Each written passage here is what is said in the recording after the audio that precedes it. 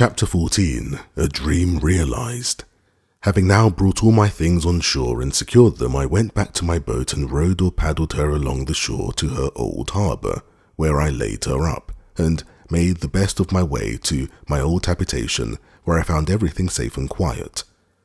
I began now to repose myself,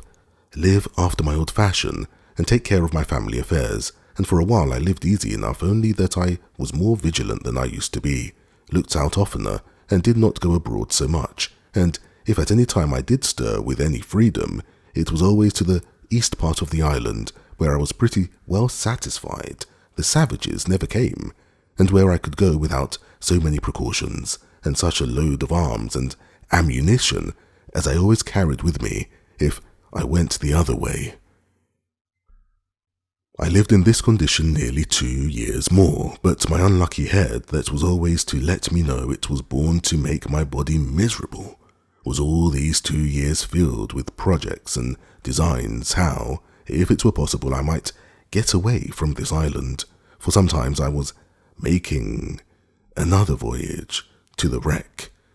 though my reason told me that there was nothing left there worth the hazard of my voyage. Sometimes for a ramble one way, sometimes another, and I believe verily, if I had the boat that I went from Salé in, I should have ventured to sea, bound anywhere I knew not whither. I have been, in all my circumstances, a memento to those who are touched with the general plague of mankind, whence, for aught I know, one half of their miseries flow. I mean that of not being satisfied with the station wherein God and nature hath placed them, for not to look back upon my primitive condition, and the excellent advice of my father, the opposition to which was, as I may call it, my original sin. My subsequent mistakes of the same kind had been the means of my coming into this miserable condition, for had that providence which so happily seated me at the Brazils as a planter blessed me with confined desires, and I could have been contented to have gone on gradually, I might have by this time, I mean in the time of my being in the island, one of the most considerable planters in the Brazils, nay, I am persuaded that by the improvements that I had made in that little time I lived there, and the increase I should probably have made if I had remained, I might have been worth 100,000 widers. And what business had I to leave a settled fortune, a well-stocked plantation, improving and increasing, to turn supercargo to Guinea, to fetch negroes, when patience and time would have so increased our stock at home that we could have bought them at our own door from those whose business it was to fetch them. And though it had cost us something more, yet the difference of that price was by no means worth saving at so great a hazard. But as this is usually the fate of young heads, so reflection upon the folly of it is as commonly the exercise of more years, or of the dear bought experience of time. So it was with me now, and yet so deep had the mistake taken root in my temper that I could not satisfy myself in my station, but was continually poring upon the means and possibility of my escape from this place, and that I may, with greater pleasure to the reader, bring on the remaining part of my story, it may not be improper to give some account of my first conceptions on the subject of this foolish scheme of my escape, and how, and upon what foundation, I acted. I am now to be supposed retired into my castle after my late voyage to the wreck, my frigate laid up and secured under water as usual, and my condition restored to what it was before. I had more wealth indeed than I had before, but was not at all the richer, for I had no more use for it than the Indians of Peru had before the Spaniards came there. It was one of the nights in the rainy season in March, the 24th year of my first setting foot on this island of solitude. I was lying in my bed or hammock, awake, very well in health, had no pain, no distemper, no uneasiness of body, nor any uneasiness of mind, more than ordinary, but could by no means close my eyes, that is, so as to sleep, no, not a wink all night long, otherwise than as follows. It is impossible to set down the innumerable crowd of thoughts that whirled through that great thoroughfare of the brain, the memory, in this night's time. I ran over the whole history of my life in miniature, or my abridgment, as I may call it, to my coming to this island, and also of that part of my life since I came to the island. In my reflections upon the state of my case since I came on shore on this island, I was comparing the happy posture of my affairs in the first years of my habitation here with the life of anxiety, fear, and care which I had lived in ever since I had seen the print of a foot in the sand. Not that I did not believe the savages had frequented the island even all the while, and might have been several hundreds of them at a time on shore there, but I had never known it, and was incapable of any apprehensions about it. My satisfaction was perfect, though my danger was the same, and I was as happy in not knowing my danger as if I had never really been exposed to it. This furnished my thoughts with many very profitable reflections, and particularly this one, how infinitely good that Providence is, which has provided, in its government of mankind, such narrow bounds to his sight and knowledge of things, and though he walks in the midst of so many thousand dangers, the sight of which, if discovered to him, would distract his mind and sink his spirits, he is kept serene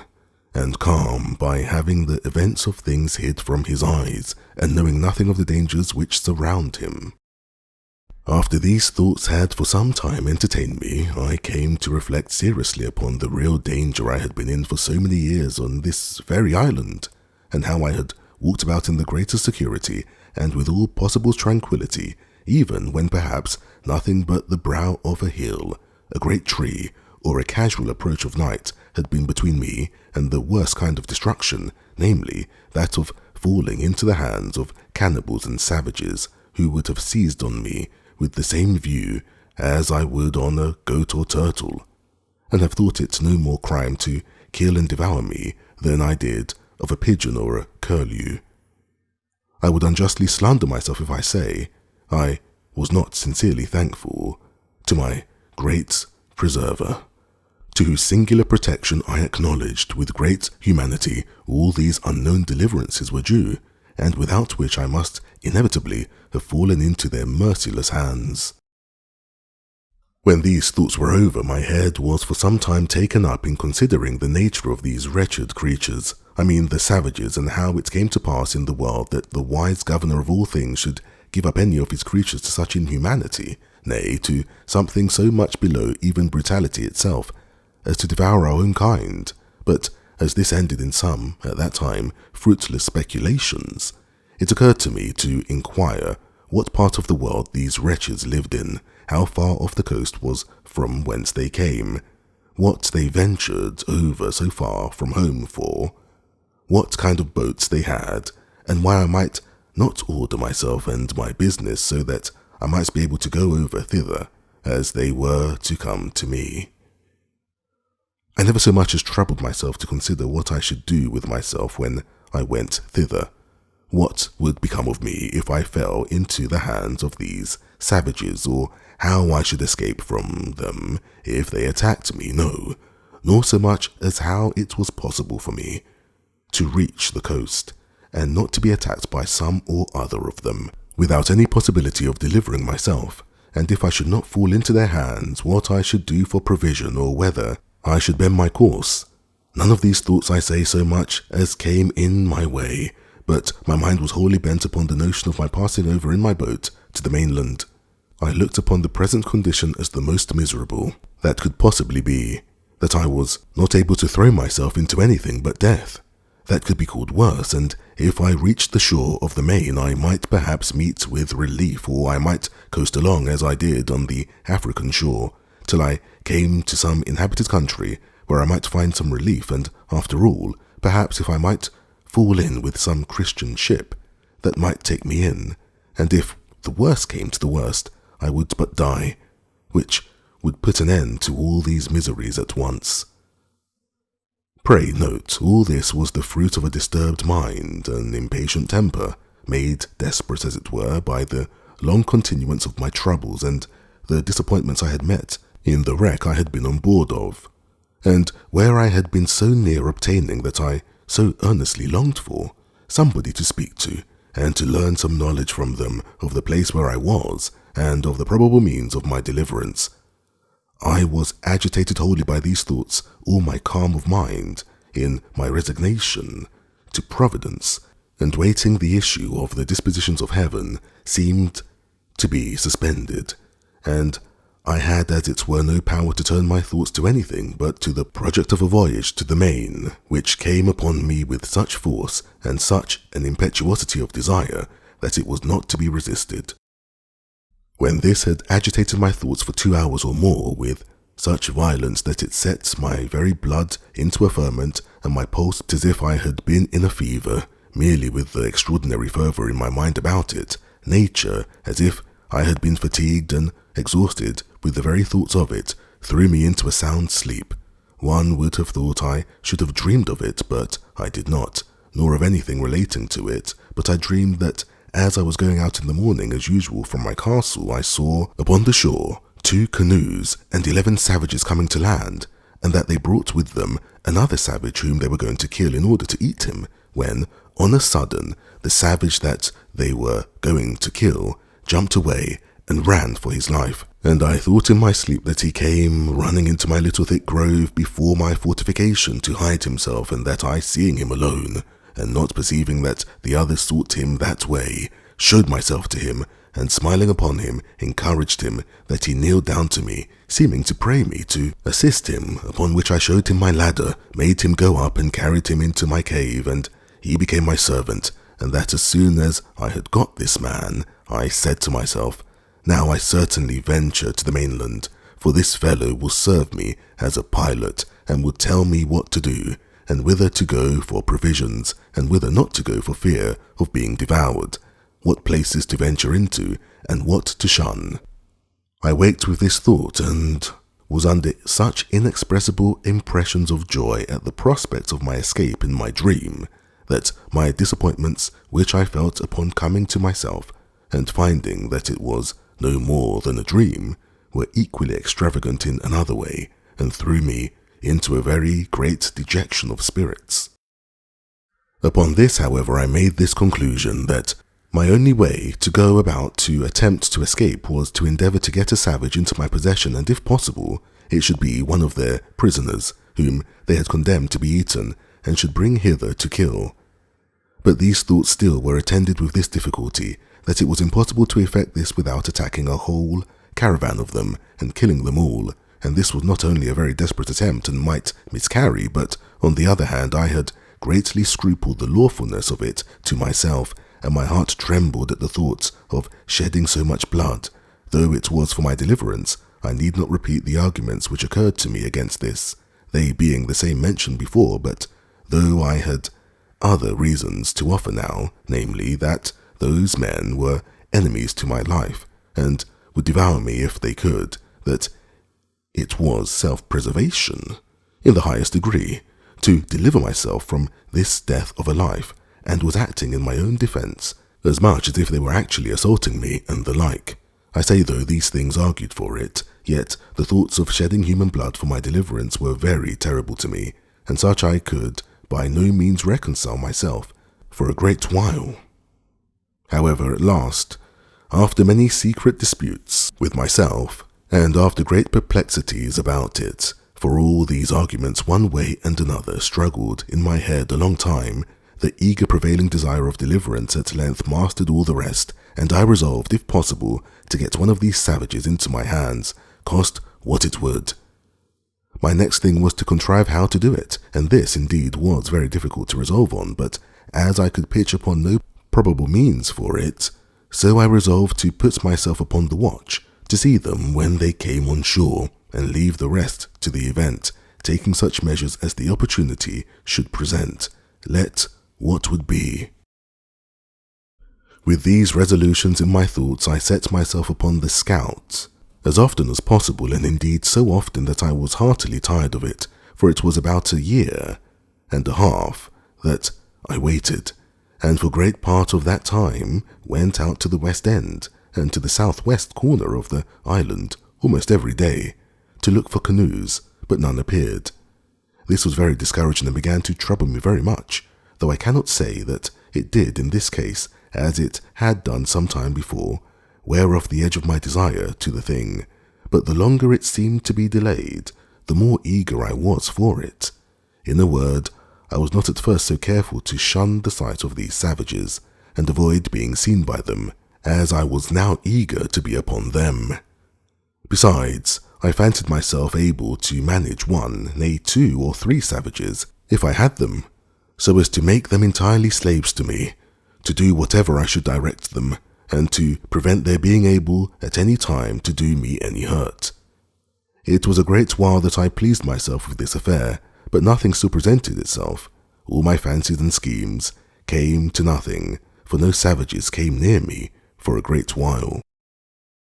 About 1.5 years after I entertained these notions, and by a long musing had, as it were, resolved them all into nothing, for want of an occasion to put them into execution, I was surprised one morning by seeing no less than 5 canoes all on shore together on my side of the island, and the people who belonged to them all landed and out of my sight. The number of them broke all my measures for seeing so many, and knowing that they always came 4 or 6 or sometimes more in a boat. I could not tell what to think of it, and how to take my measures to attack 20 or 30 men single-handedly. So I lay still in my castle, perplexed and discomforted. However, I put myself into the same position for an attack that I had formerly provided, and was just ready for action, if anything had presented. Having waited a good while, listening to hear if they made any noise, at length, being very impatient, I set my guns at the foot of my ladder, and clambered up to the top of the hill by my 2 stages as usual, standing so, however, that my head did not appear above the hill, so that they could not perceive me by any means. Here I observed, by the help of my perspective glass, that they were no less than 30 in number, that they had a fire kindled, and that they had meat dressed. How they had cooked it I knew not, or what it was, but they were all dancing, in I know not how many barbarous gestures and fingers their own way round the fire. While I was thus looking on them, I perceived by my perspective 2 miserable wretches dragged from the boats, where, it seems, they were laid by, and were now brought out for the slaughter. I perceived one of them immediately fall, being knocked down, I suppose, with a club or wooden sword, for that was their way, and 2 or 3 others were at work immediately, cutting him open for their cookery, while the other victim was left standing by himself, till they should be ready for him. In that very moment, this poor wretch, seeing himself a little at liberty and unbound, nature inspired him with hopes of life, and he started away from them and ran with incredible swiftness along the sands, directly towards me.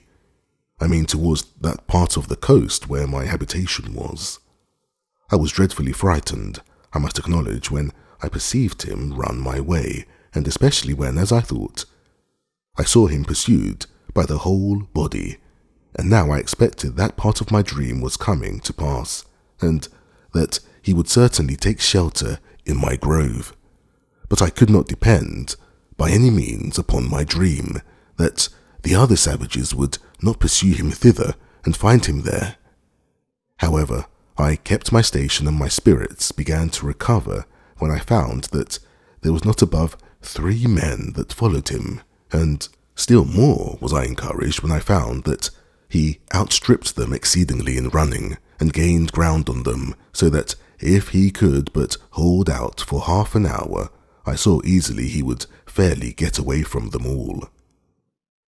There was between them and my castle the creek, which I mentioned often in the first part of my story, where I landed my cargoes out of the ship, and this I saw plainly he must necessarily swim over, or the poor wretch would be taken there. But when the savage escaping came thither, he made nothing of it, though the tide was then up, but plunging in, swam through in about 60 strokes or thereabouts, landed and ran with exceeding strength and swiftness. When the 3 persons came to the creek, I found that 2 of them could swim, but the third could not, and that, standing on the other side, he looked at the others, but went no farther, and soon after went softly back again, which, as it happened, was very well for him in the end. I observed that the 2 who swam were yet more than twice as strong swimming over the creek as the fellow was that fled from them. It came very warmly upon my thoughts, and indeed irresistibly, that now was the time to get me a servant and perhaps a companion or assistant, and that I was plainly called by Providence to save this poor creature's life.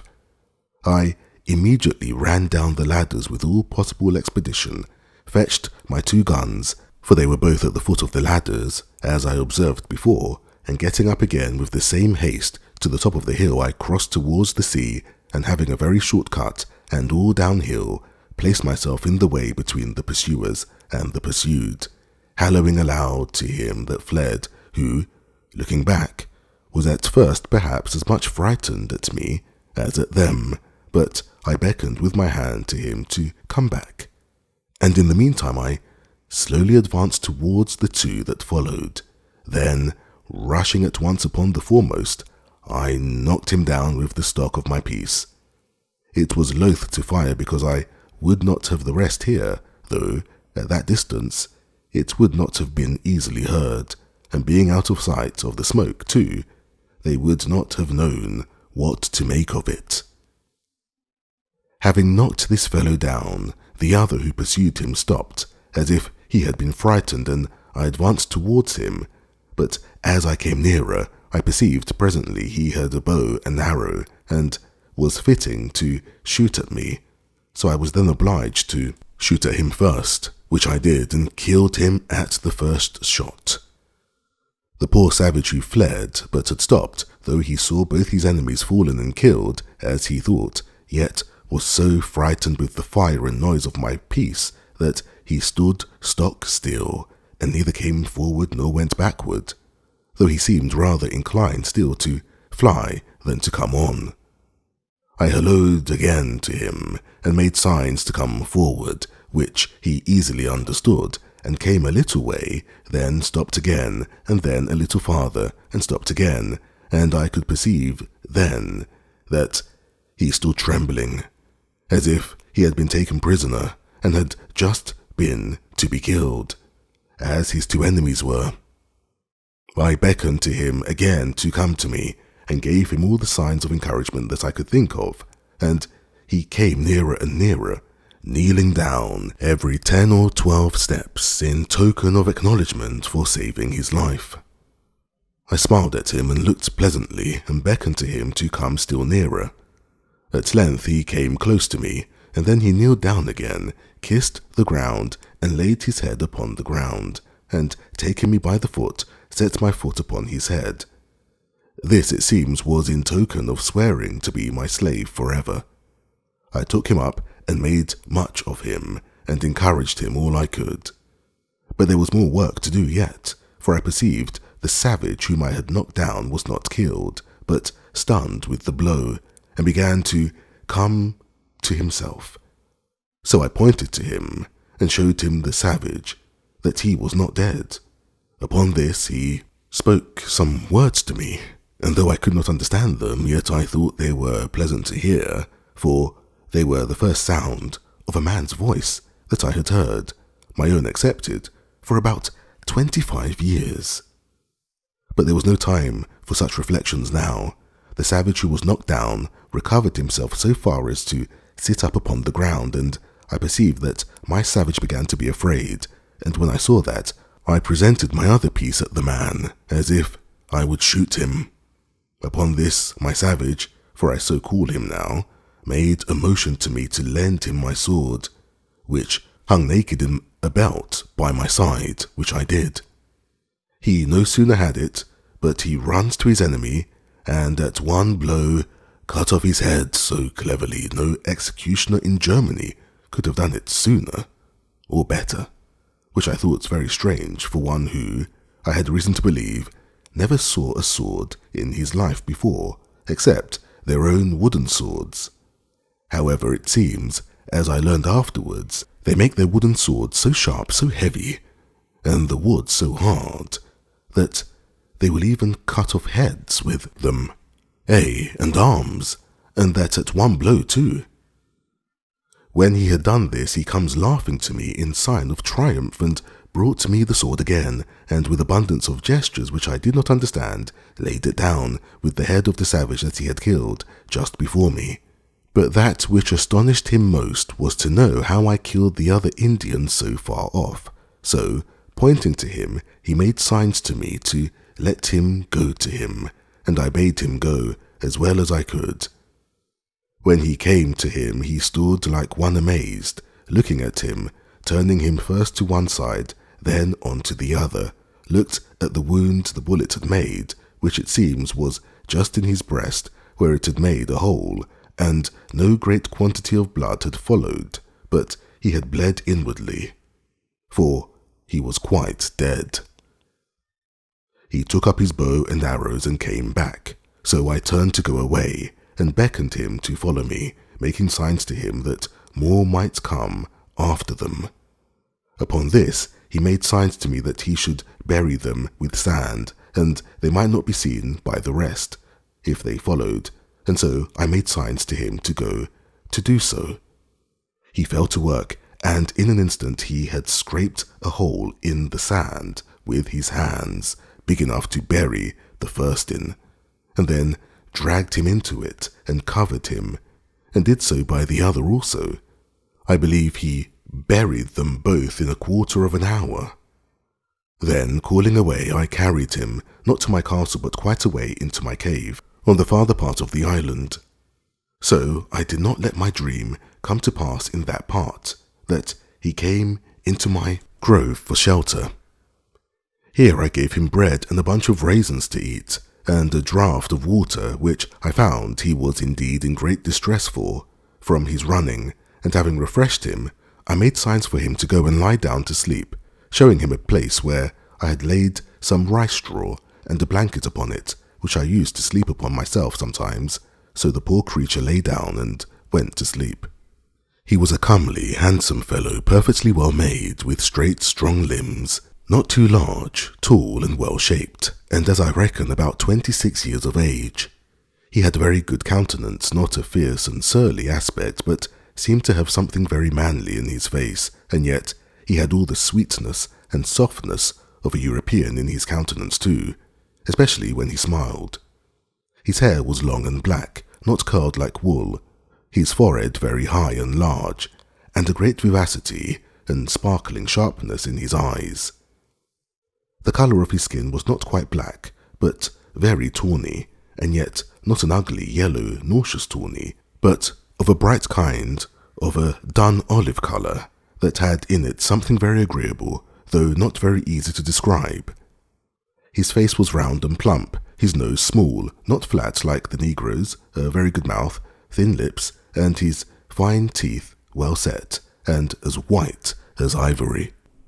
After he had slumbered rather than slept about half an hour, he woke again, and came out of the cave to me, for I had been milking my goats which I had in the enclosure just by. When he espied me, he came running to me, laying himself down again upon the ground, with all the possible signs of a humble, thankful disposition, making a great many antic gestures to show it. At last he lays his head flat upon the ground, close to my foot, and sets my other foot upon his head, as he had done before, and after this made all the signs to me of subjection, servitude, and submission imaginable, to let me know how he would serve me so long as he lived. I understood him in many things, and let him know I was very well pleased with him. In a little time I began to speak to him and teach him to speak to me, and first I let him know his name should be Friday, which was the day I saved his life. I called him so for the memory of the time. I likewise taught him to say master, and then let him know that was to be my name. I likewise taught him to say yes and no, and to know the meaning of them. I gave him some milk in an earthen pot, and let him see me drink it before him, and sop my bread in it, and gave him a cake of bread to do the like, which he quickly complied with and made signs that it was very good for him. I kept there with him all that night, but as soon as it was day, I beckoned to him to come with me and let him know I would give him some clothes, at which he seemed very glad, for he was stark naked. As we went by the place where he had buried the 2 men, he pointed exactly to the place and showed me the marks that he had made to find them again, making signs to me that we should dig them up again and eat them. At this, I appeared very angry, expressed my abhorrence of it, made as if I would vomit at the thoughts of it, and beckoned with my hand to him to come away, which he did immediately with great submission. I then led him up to the top of the hill to see if his enemies were gone, and pulling out my glass I looked and saw plainly the place where they had been,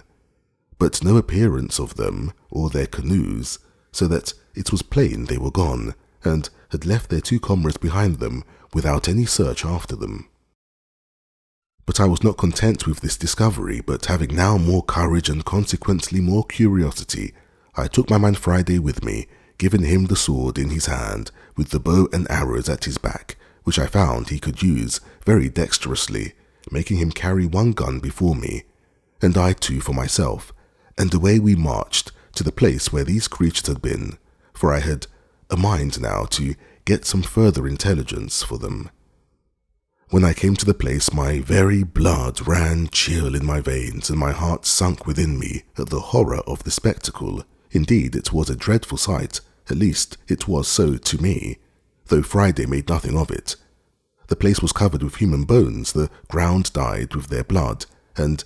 great pieces of flesh left here and there, half-eaten, mangled and scorched, and, in short, all the tokens of the triumphant feast they had been making there after a victory over their enemies.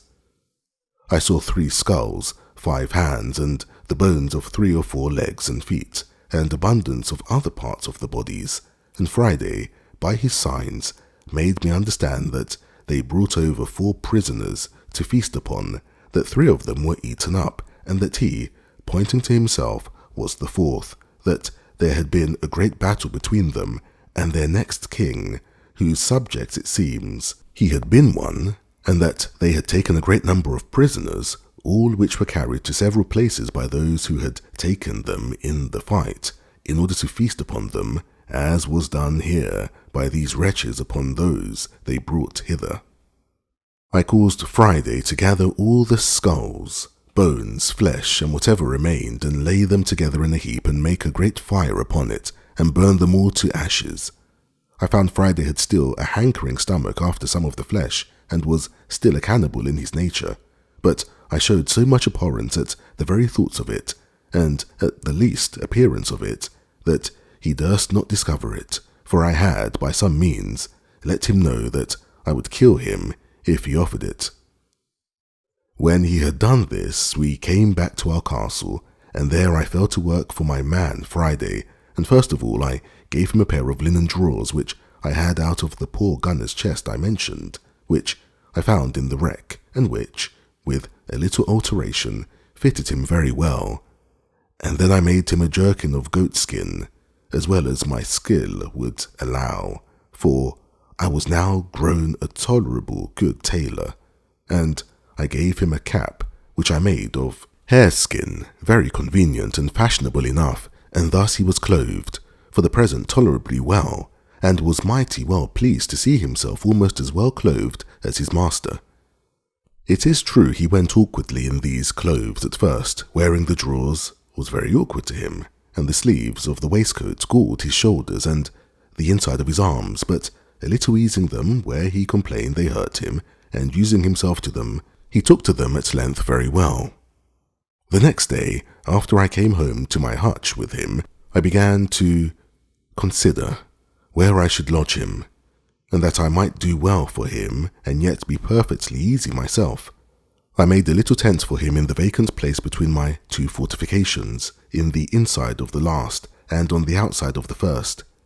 As there was a door or entrance there into my cave, I made a formal framed door case and a door to it of boards, and set it up in the passage a little within the entrance, and causing the door to open in the inside, I barred it up in the night, taking in my ladders too, so that Friday could no way come at me in the inside of my innermost wall, without making so much noise in getting over that it must needs awaken me, for my first wall had now a complete roof over it of long poles, covering all my tent, and leaning up to the side of the hill, which was again laid across with smaller sticks, instead of laths, and then thatched over a great thickness with the rice straw, which was strong like reeds, and at the hole, or place which was left to go in or out by the ladder, I had placed a kind of trap door which, if I had been attempted on the outside, would not have opened at all, but would have fallen down and made a great noise.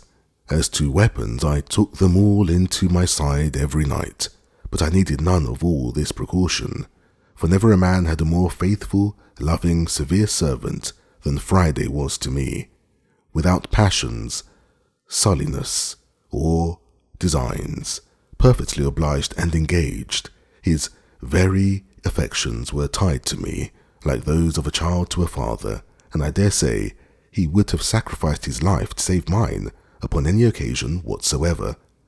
The many testimonies he gave me of this put it out of doubt, and soon convinced me that I needed to use no precautions for my safety on his account. This frequently gave me occasion to observe, and that with wonder, that however it had pleased God in his providence and in his government of the works of his hands to take from so great a part of the world of his creatures the best uses to which their faculties and their powers of their souls are adapted, yet that he has bestowed upon them the same powers, the same reason, the same affections, the same sentiments of kindness and obligation, the same passions and resentments of wrongs, the same sense of gratitude, sincerity, fidelity, and all the capacities of doing good and receiving good that he has given to us, and that when he pleases to offer them occasions of exerting these, they are as ready, nay, more ready to apply them to the right uses for which they were bestowed than we are. This made me very melancholy sometimes in reflecting, as the several occasions presented, how mean a use we make of all these, even when we have these powers enlightened by the great lamp of instruction, the Spirit of God, and by the knowledge of his word added to our understanding, and why it has pleased God to hide the like saving knowledge from so many millions of souls who, if I might judge by this poor savage, would make a much better use of it than we did. From hence I sometimes was led too far to invade the sovereignty of Providence, and, as it were, arraign the justice of so arbitrary a disposition of things that should hide that sight from some, and reveal it to others, and yet expect a like duty from both. But I shut it up and checked my thoughts with this conclusion. First, that we did not know by what light and law these should be condemned, but that as God was necessarily, and by the nature of his being, infinitely holy and just, so it could not be, but if these creatures were all sentenced to absence from him, it was on account of sinning against that light which, as the Scripture says, was a law to themselves, and by such rules as their consciences would acknowledge to be just, though the foundation was not discovered to us, and secondly, that still, as we are all the clay in the hand of the potter, no vessel could say to him, "Why hast thou formed me thus?" But to return to my new companion, I was greatly delighted with him, and made it my business to teach him everything that was proper to make him useful, handy, and helpful, but especially to make him speak, and understand me when I spoke, and he was the aptest scholar that ever was, and particularly was so merry, so constantly diligent, and so pleased when he could but understand me, or make me understand him, that it was very pleasant for me to talk to him. Now my life began to be easy, that I began to say to myself that could I have been safe from more savages, I cared not, if I was never to remove from the place where I lived. Chapter 15. Friday's Education. After I had been 2 or 3 days returned to my castle,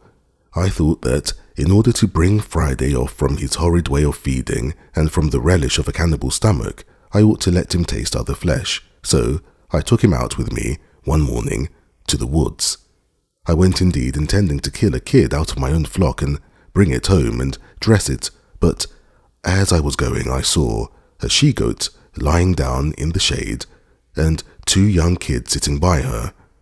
I caught hold of Friday. "Hold," said I, "stand still," and made signs to him not to stir. Immediately I presented my piece, shot and killed one of the kids. The poor creature, who had at a distance indeed seen me kill the savage, his enemy, but did not know nor could imagine how it was done, was sensibly surprised, trembled and shook, and looked so amazed that I thought he would have sunk down. He did not see the kid I shot at, or perceived I had killed it, but ripped up his waistcoat to feel whether he was not wounded, and as I presently found, thought I was resolved to kill him, for he came and kneeled down to me, and embracing my knees, said a great many things I did not understand, but I could easily see the meaning was to pray me not to kill him. I soon found a way to convince him that I would not do him no harm, and taking him up by the hand, laughed at him, and pointed to the kid which I had killed, beckoned to him to run and fetch it, which he did, and while he was wondering and looking to see how the creature was killed, I loaded my gun again. By and by I saw a great fowl, like a hawk, sitting upon a tree within shot, so I let Friday understand a little what I was to do, and I called him to me again, pointed at the fowl, which was indeed a parrot, though I thought it had been a hawk. I say, pointing to the parrot, and to my gun, and to the ground, under the parrot, to let him see I would make it fall. I made him understand that I would shoot and kill the bird accordingly. I fired and bade him look, and immediately he saw the parrot fall. He stood like one frightened again, notwithstanding all I had said to him, and I found he was the more amazed because he did not see me put anything into the gun, but thought that there must be some wonderful fund of death and destruction in that thing, able to kill man, beast, bird, or anything near or far off, and the astonishment this created in him was such as could not wear off for a long time, and I believe, if I would have let him, he would have worshipped me and my gun. As for the gun itself, he would not so much as touch it for several days, but he would speak to it and talk to it as if it had answered him, and he was by himself, which, as I afterwards learned of him, was to desire it not to kill him. Well, after his astonishment was a little over at this, I pointed to him to run and fetch the bird I had shot, which he did, but stayed some time, for the parrot, not being quite dead, had fluttered away a good distance from the place where she fell. However, he found her, took her up, and brought her to me, and as I had perceived his ignorance about the gun before, I took this advantage to charge the gun again, and not to let him see me do it, that I might be ready for any other mark that might present, but nothing more offered at that time. So I brought home the kid, and the same evening I took off the skin and cut it out as well as I could, and having a pot fit for that purpose, I boiled or stewed some of the flesh and made some very good broth. I had a mind once to try if he had any inclination for his own country again, and having taught him English so well that he could answer me almost any question, I asked him whether the nation he belonged to never conquered in battle, at which he smiled and said, Yes, we always fight the better. That is, he meant always get the better in fighting. And so we began the following discourse. You always fight the better. How came you to be taken prisoner then, Friday? My nation beat much for all that. Howbeit, if your nation beat them, how came you to be taken? They more many than my nation. In the place where me was, they take 1, 2, 3, and me. My nation overbeat them in the yonder place, where there no was. There my nation take 1, 2, great thousand. But why did not your side recover you from the hands of your enemies then? They run 1, 2, 3, and me, and make go in the canoe. My nation have no canoe that time. Well, Friday, and what does your nation do with the men they take? Do they carry them away and eat them, as did these? Yes, my nation eats man too, eats all up. Where do they carry them? Go to the other place where they think. Do they come hither? Yes, they come hither. Come other else place. Have you been here with them? Yes, I have been there. Points to the northwest side of the island, which, it seems, was their side.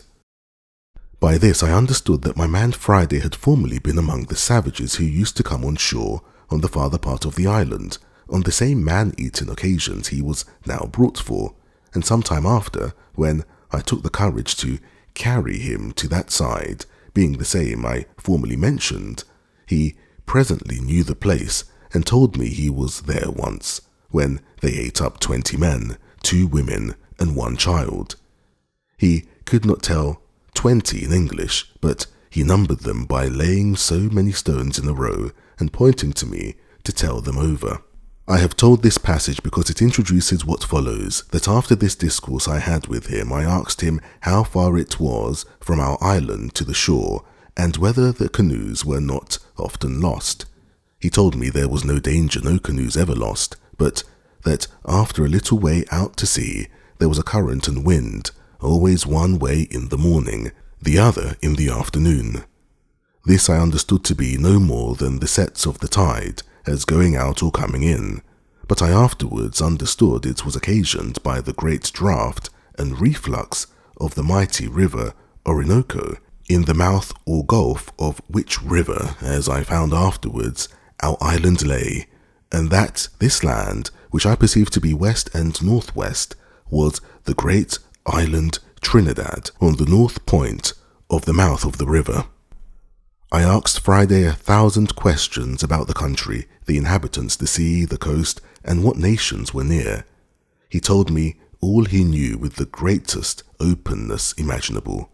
I asked him the names of the several nations of his sort of people, but could get no other names than Caribbeans, from whence I easily understood that these were Caribbees, which our maps place on the part of America which reaches from the mouth of the river Orinoco to Guyana and onwards to St. Martha. He told me that up a great way beyond the moon, that was beyond the setting of the moon, which must be west from their country, there dwelt white-bearded men like me, and pointing to my great whiskers, which I mentioned before, and that they had killed much mans, that was his word, by all which I understood he meant the Spaniards, whose cruelties in America had been spread over the whole country, and were remembered by the nations from father to son. I inquired if he could tell me how I might go from this island and get among those white men. He told me, yes, you may go in 2 canoe. I could not understand what he meant or make him describe to me what he meant by 2 canoe, till at last, with great difficulty, I found he meant it must be in a large boat, as big as 2 canoes. This part of Friday's discourse I began to relish very well, and from this time I entertained some hopes that one time or other I might find an opportunity to make my escape from this place, and that this poor savage might have a means to help me. From this time I confess I had a mind to venture over and see if I could possibly join with those bearded men, who I made no doubt were Spaniards and Portuguese, not doubting but if I could, we might find some method to escape from thence, being upon the continent, and a good company together, better than I could from an island 40 miles off the shore, alone without any help.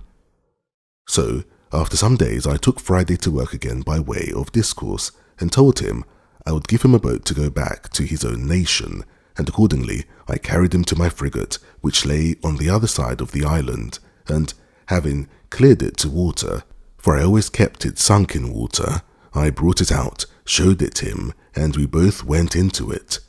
I found he was a most dexterous fellow at managing it, and would make it go almost as swift again as I could. So, when he was in, I said to him, "Well now, Friday, shall we go to your nation?"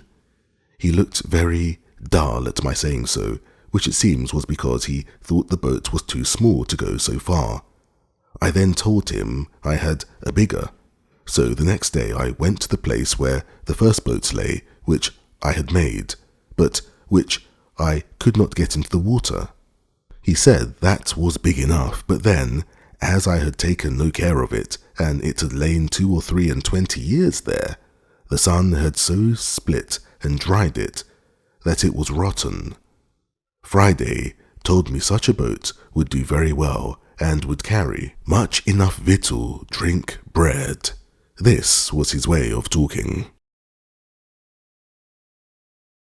Chapter 16. Rescue of prisoners from cannibals. Upon the whole, I was by this time so fixed upon my design of going over with him to the continent that I told him we would go and make one as big as that, and he should go home in it. He answered not one word, but looked very grave and sad. I asked him what was the matter with him. He asked me again, "Why are you angry mad with Friday?" "What me done?" I asked him what he meant. I told him I was not angry with him at all. "No angry?" says he, repeating the word several times. "Why send Friday home away to my nation?" "Why," says I, "Friday, did not you say you wished you were there?" Yes, says he, "wish we both there. No wish Friday there, no master there." In a word, he would not think of going there without me. "I go there Friday?" says I. "What shall I do there?" He turned very quick upon me at this. "You do great deal much good," says he. "You teach wild mans be good, sober, tame mans. You tell them, know God, pray God, and live new life." "Alas, Friday," says I, "thou knowest not what thou sayest. I am but an ignorant man myself." Yes, says he, "you teach me good, and teach them good." No, Friday," says I, "you shall go without me. Leave me here to live by myself as I did before." He looked confused again at that word, and running to one of the hatchets, which he used to wear, he takes it up hastily and gives it to me. "What must I do with this?" says I to him. "You take kill Friday," says he. "What must you kill for?" said I again. He returns very quick. "What you send Friday away for? Take kill Friday, no send Friday away." This he spoke so earnest that I saw tears stand in his eyes. In a word, I so plainly discovered the utmost affection in him to me, and a firm resolution in him, and I told him then and often after that I would never send him away from me if he was willing to stay with me. Upon the whole, as I found by all this discourse a settled affection to me, and that nothing could part him from me, so I found all the foundation of his desire to go to his own country was laid in his ardent affection to the people, and his hopes of my doing them good, a thing which, as I had no notion of myself, so I had not the least thought or intention or desire of undertaking it, but still I found a strong inclination to attempting my escape, founding on the supposition gathered from the discourse that there were 17 bearded men there, and therefore, without any more delay, I went to work with Friday to find out a great tree proper to fell, and make a large canoe to undertake the voyage. There were trees enough in the island to have built a little fleet, not of canoes, but even of good large vessels, but the main thing I looked for was to get one so near the water that we might launch it when it was made, to avoid the mistake I committed at first. At last, Friday pitched upon a tree, for I found he knew much better than I what kind of wood was fittest for it, nor can I tell, to this day, what wood to call the tree we cut down, except that it was very like the tree we call fustic, or between that and the Nicaragua wood, for it was much of the same colour and smell. Friday wished to burn the hollow or cavity of this tree out, to make it for a boat, but I showed him how to cut it with tools, which, after I had showed him how to use, he did very handily, and in about a month's hard labour we finished it and made it very handsome, especially with our axes, which I showed him how to handle. We cut and hewed the outside into the true shape of a boat. After this, however, it cost us near a fortnight's time to get her along, as it were inch by inch, upon great rollers into the water, but when she was in, she would have carried 20 men with great ease. When she was in the water, though she was so big, it amazed me to see with what dexterity and how swift my man Friday could manage her, turn her, and paddle her along. So I asked him if he would, and if we might venture over in her. Yes, he said, we venture over in her very well, though great blow wind. However, I had a further design that he knew nothing of, and that was to make a mast and a sail, and to fit her with an anchor and cable.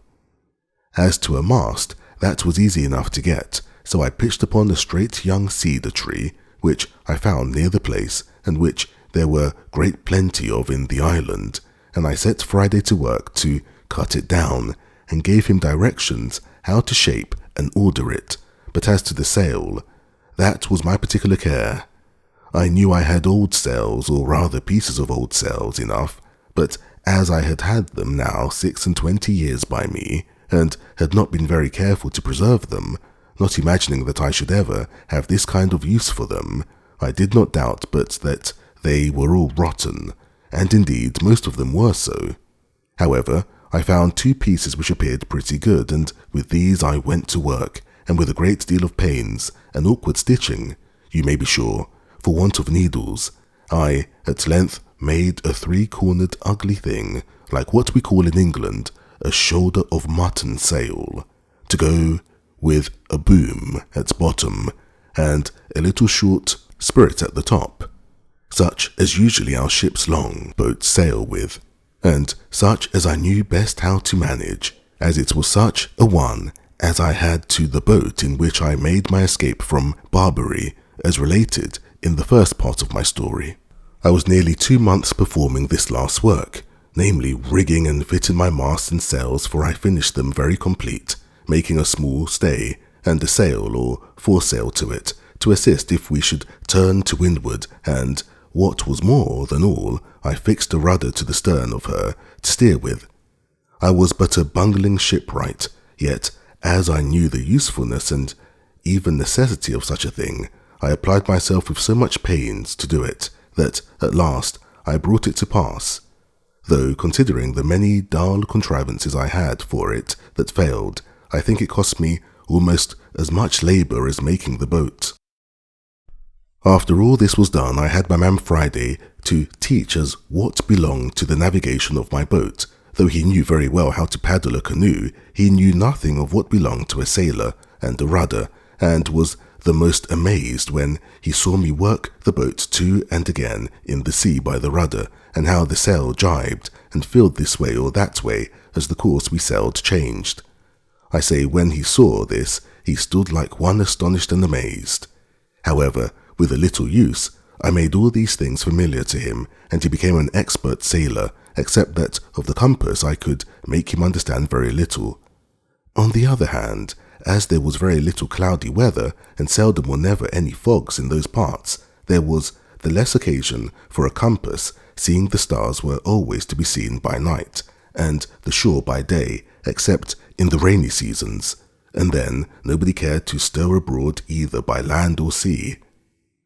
I now entered on the 27th year of my captivity in this place, though in the last 3 years that I had this creature with me ought rather to be left out of the account, my habitation being quite of another kind than in all the rest of this time.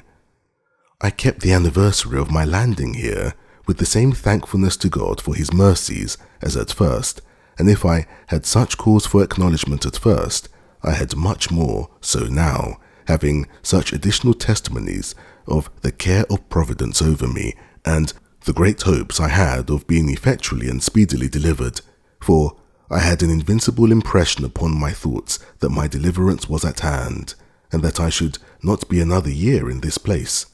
I went on, however, with my husbandry, digging, planting, and fencing as usual. I gathered and cured my grapes, and did every necessary thing as before.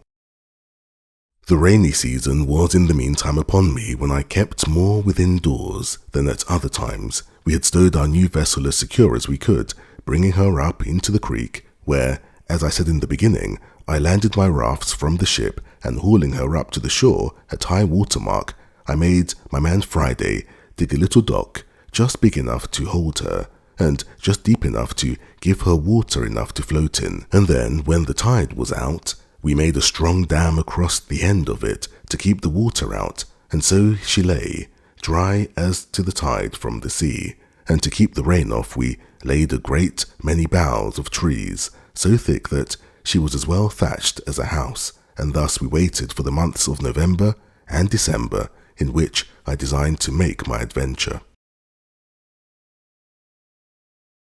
Chapter 17. Visit of Mutineers. In a little time, however, no more canoes appearing, the fear of their coming wore off, and I began to take my former thoughts of a voyage to the main into consideration, being likewise assured by Friday's father that I might depend upon good usage from their nation on his account, if I would go. But my thoughts were a little suspended when I had a serious discourse with the Spaniard, and when I understood that there were 16 more of his countrymen and Portuguese, who, having been cast away, and made their escape to that side, lived there at peace, indeed, with the savages, but were very sore put to it for necessaries, and indeed for life. I asked him all the particulars of their voyage, and found they were a Spanish ship, bound for the Rio de la Plata to the Havana, being directed to leave their loading there, which was chiefly hides and silver, and to bring back what European goods they could meet with there, that they had 5 Portuguese seamen on board, whom they took out of another wreck, and 5 of their own men were drowned when the first ship was lost, and that these escaped through infinite dangers and hazards, and arrived almost starved on the cannibal coast, where they expected to have been devoured every moment. He told me they had some arms with them, but they were perfectly useless, for they had neither powder nor ball, the washing of the sea having spoiled all their powder but a little, which they used at first landing to provide themselves with some food. I asked him what he thought would become of them there, and if they had formed any design of making their escape. He said they had many consultations about it, but that having neither vessel nor tools to build one, nor provisions of any kind, their counsels always ended in tears and despair. I asked him how he thought they would receive a proposal from me which might tend towards an escape, and whether, if they were all here, it might not be done. I told him with freedom I feared mostly their treachery and ill usage of me, if I put my life in their hands, for that gratitude was no inherent virtue in their nature of man, nor did men always square their dealings by the obligations they had received so much as they did by the advantages they expected. I told him it would be very hard that I should be made the instrument of their deliverance, and that they should afterwards make me their prisoner in New Spain, where an Englishman was certain to be made a sacrifice, what necessity or what ancient soever brought him thither, and that I had rather be delivered up to the savages and be devoured alive than fall into the merciless claws of the priests and be carried into the Inquisition. I added that otherwise I was persuaded if they were all here we might with so many hands build a bark large enough to carry us all away, either to the Brazils southward or to the islands or Spanish coast northward, but that if, in requital, they should, when I had put weapons into their hands, carry me by force among their own people, I might be ill used for my kindness to them, and make my case worse than it was before. While this was doing, I sent Friday with the captain's mate to the boat with orders to secure her, and bring away the oars and sails, which they did, and by 3 straggling men, that were, happily for them, parted from the rest, came back upon hearing the guns fired, and seeing the captain, who was before their prisoner, now their conqueror, they submitted to be bound also, and so our victory was complete. It now remained that the captain and I should inquire into one another's circumstances. I began first and told him my whole history, which he heard with an attention even to amazement, and particularly at the wonderful manner of my being furnished with provisions and ammunition, and indeed, as my story is a whole collection of wonders, it affected him deeply. But when he reflected from thence upon himself, and how I seemed to have been preserved there on purpose to save his life, the tears ran down his face, and he could not speak a word more. After this communication was at an end, I carried him and his men into my apartment, leading them in just where I had come out, namely, at the top of the house, where I refreshed them with such provisions as I had, and showed them all the contrivances I made during my long inhabiting that place. All I showed them, all I said to them was perfectly amazing, but above all, the captain admired my fortification, and how perfectly I had concealed my retreat with a grove of trees which, having been now planted nearly 20 years, and the trees growing much faster in England, was becoming a little wood, so thick that it was impassable in any part of it, but at that one side where I had reserved my little winding passage into it. I told him this was my castle and my residence, but that I had a seat in the country, as most princes have, whither I could retreat on occasion, and would show him that too another time, but at present our business was to consider how to recover the ship. He agreed with me as to that, but told me he was perfectly at a loss what measures to take, for that there were still 26 hands on board who, having entered into a cursed conspiracy by which they had all forfeited their lives to the law, would be hardened in it now by desperation and would carry it on, knowing that if they were subdued, they would be brought to the gallows as soon as they came to England, or to any of the English colonies, and that there would be no attacking them with so small a number as we were. I mused for some time on what he had said, and found it was a very rational conclusion, and that therefore something was to be resolved on speedily, as well to draw the men on board into some snare for their surprise, as to prevent their landing upon us and destroying us. Upon this it presently occurred to me that in a little while the ship's crew, wondering what was become of their comrades and of the boat, would certainly come on shore in their other boat to look for them, and that then, perhaps, they might come armed and be too strong for us. This he allowed to be rational. Upon this I told him the first thing we had to do was to stave the boat which lay upon the beach, so that they might not carry her off, and taking everything out of her, leave her so far useless as not to be fit to swim. Accordingly we went on board, took the arms which were left on board out of her, and whatever else we found there, which was a bottle of brandy, and another of rum, a few biscuits, cakes, a horn of powder, and a great lump of sugar in a piece of canvas.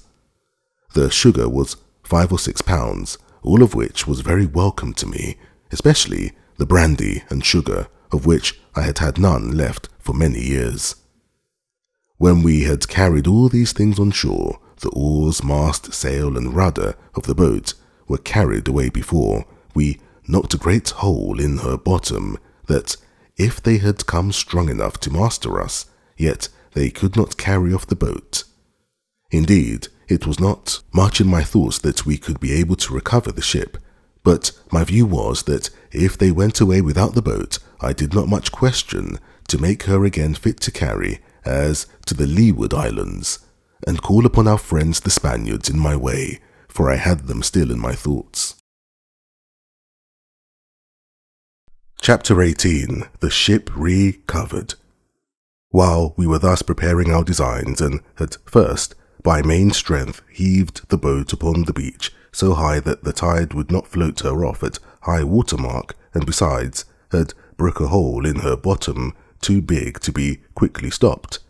and were set down musing what we should do, we heard the ship fire a gun and make a waft with her ensign as a signal for the boat to come on board. But no boat stirred, and they fired several times, making other signals for the boat.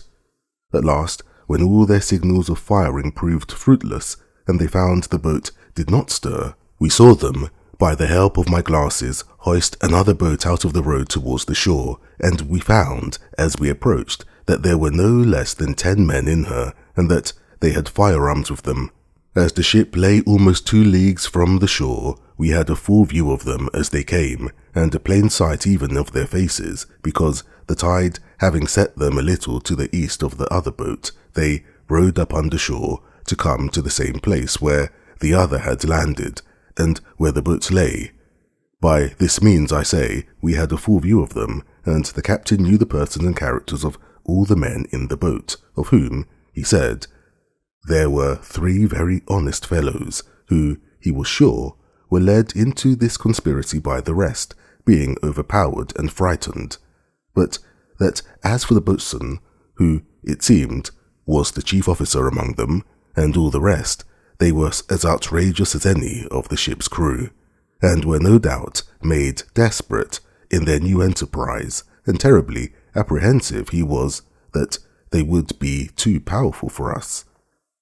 I smiled at him, and told him that men in our circumstances were past the operation of fear, that seeing almost every condition that could be was better than that which we were supposed to be in, we ought to expect that the consequence, whether death or life, would be sure to be a deliverance. I asked him what he thought of the circumstances of my life, and whether a deliverance were not worth venturing for. And where, sir, said I, is your belief of my being preserved here on purpose to save your life, which elevated you a little while ago? For my part, said I, there seems to be but one thing amiss in all the prospect of it. What is it? Says he. Why, said I, it is that, as you say, there are 3 or 4 honest fellows among them which should be spared. Had they been all of the wicked part of the crew, I should have thought God's providence had singled them out to deliver them into your hands. For depend upon it, every man that comes ashore is our own, and shall die or live as they behave to us. As I spoke this with a raised voice and cheerful countenance, I found it greatly encouraged him. So we set vigorously to our business.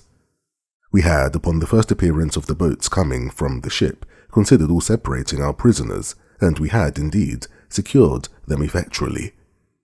2 of them, of whom the captain was less assured than ordinary, I sent with Friday, and one of the 3 delivered men to my cave, where they were remote enough, and out of danger of being heard or discovered, or of finding their way out of the woods if they could have delivered themselves. Here they left them bound, but gave them provisions, and promised them, if they continued there quietly, to give them their liberty in a day or 2, but that if they attempted their escape they should be put to death without mercy. They promised faithfully to bear their confinement with patience, and were very thankful that they had such good usage as to have provisions and light left them, for Friday gave them candles for their comfort, and they did not know but that he stood sentinel over them at the entrance. The other prisoners had better usage. 2 of them were kept pinioned, indeed, because the captain was not able to trust them, but the other 2 were taken into my service upon the captain's recommendation, and upon their solemnly engaging to live and die with us. So with them and the 3 honest men, we were 7 men, well armed, and I made no doubt we should be able to deal well enough with the 10 that were coming, considering that the captain had said there were 3 or 4 honest men among them also. As soon as they got to the place where their other boats lay, they ran their boat into the beach and came all on shore, hauling the boat up after them, which I was glad to see, for I was afraid they would rather have left the boat at the anchor, some distance from the shore, with some hands in her to guard her, and so we should not be able to seize the boat. Being on shore, the first thing they did, they ran all to their other boat, and it was easy to see they were under a great surprise to find her stripped, as above, of all that was in her, and a great hole in her bottom. After they had mused a while upon this, they set up 2 or 3 great shouts, hallooing with all their might to try if they could make their companions hear, but all was to no purpose.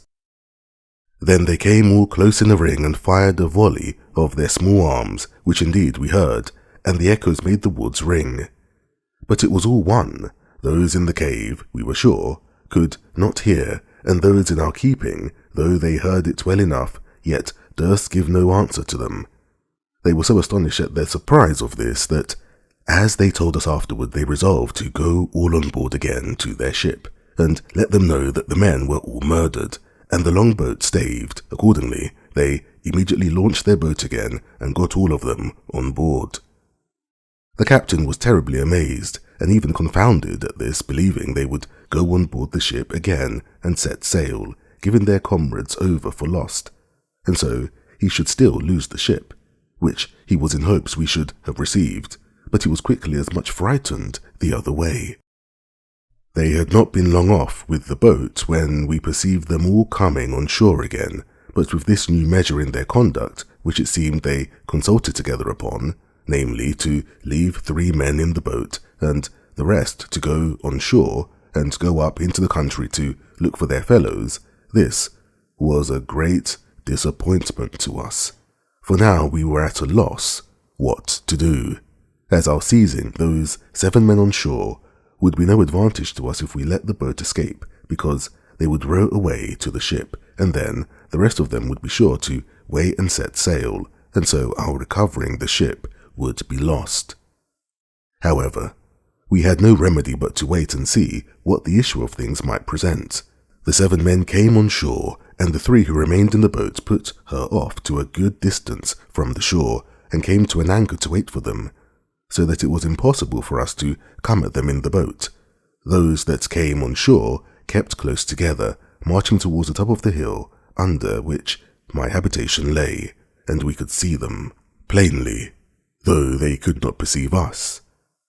We should have been very glad if they would have come nearer us, so that we might have fired at them, or that they would have gone farther off, that we might come abroad. But when they came to the brow of the hill, where they could see a great way into the valleys and woods, which lay towards the northeast part, and where the island lay lowest, they shouted and hallooed till they were weary, and not caring, it seems, to venture far from the shore, not far from one another, they sat down together under a tree to consider it. Had they thought fit to have gone to sleep there, as one other part of them had done, they had done the job for us, but they were too full of apprehensions of danger to venture to go to sleep, though they could not tell what the danger was they had to fear. The captain made a very just proposal to me about this consultation of theirs, namely that perhaps they would all fire a volley again to endeavour to make their fellows hear, and that we should all sally up upon them just at the juncture when their pieces were all discharged, and that they would certainly yield, and we should have them without bloodshed.